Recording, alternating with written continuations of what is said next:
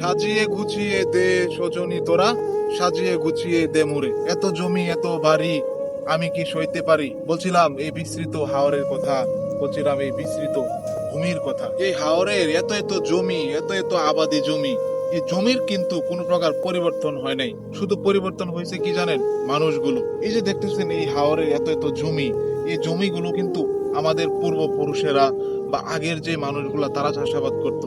কিন্তু ওই মানুষগুলো পরিবর্তন হয়ে এখন আবার নতুন প্রজন্ম বা যারা আছে তারা ঠিকই চাষাবাদ করতেছে। এভাবেই চলতে থাকবে।